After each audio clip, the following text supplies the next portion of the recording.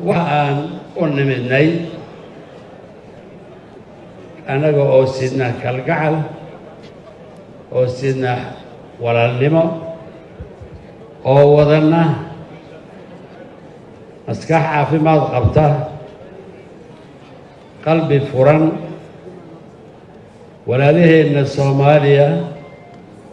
in aan u hambalyeeno in aan la qaybtanno farxadda iyo ciidda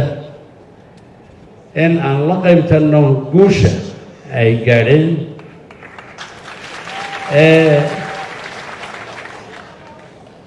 keentay shalay iyo maanta shalayna laba madaxweyne ayaa isweydaarsaday maantana labadii unbaa isku noqotay labadii unbaa isweydaarsatay iyaga oo niyad sami ku jirto walaalnimo ku jirto dimuqraadiyaddu sheegayso soomaalinimaduna ay sheegayso taasina wax farxad gaar ah in ay nagu dhalisay baan jecelnahay inaan halkan ka sheego Soomaaliya waxay u baahan tahay ummaddeeda oo dhan waxay u baahan tahay maskaxdeedii oo dhan waxay u baahan tahay xooggeega oo dhan waxay u baahan tahay sida uu madaxweynaha cusub yidhi heshiis dhexdeeda ah iyo heshiis ay la leedahay adduunka oo dhan falsafadaasi ayaa ku filan oo soo koobaysa higsiga waddankeenu leeyahay waxa aan loo naalloonayayna inuu yahay dadka shisheeyaha ka kaaftooma gacantiinna isku maamula khayraadkiinna la soo baxa kuwa wax bixiya noqday kuwa wax la siinaya uun inaanan la noqon taasina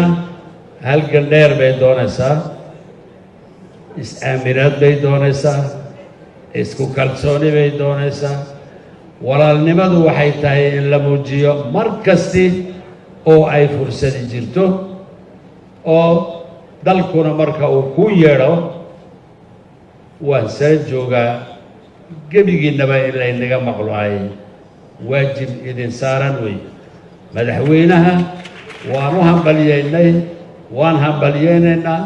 waan hambalyeyn doonaa laakiin haddii dadka Soomaaliyeed uu iswada garab taagona tallaabadiisii 10 jeer buu ayuu sii kordhini doonaa waxaan hubaa isaga oo khibraddii loo baahnaa leh isaga oo soo maray maxaan ku dhahdaa xukunku waxa uu yahay isaga oo garanaya dadku inta uu isku jiro isaga oo garanaya waxa soo socda sida uu u maamuli doono sida uu u maarayni doono sida uu turxaanta uga saari doono sida uu uga bayri doono dhulka aanan dhibaato u keenayo oo dhan annagu waan ku garab joognaa madaxweyne walaal baan ku nahay waxa aan jecelnahay in aan si qalbi furan aan kuu sheegno in aan hayno kalgacal ku hayno waxaan jecelnahay inaad naga daydid agtaada aad naga daydid aan kula shaqayno wanaag iyo horumar iyo ummadda Soomaaliyeed oo faqriga ka baxdana aan kula shaqayno mar kale hambalyo assalaamu calaykum waraxmatullaah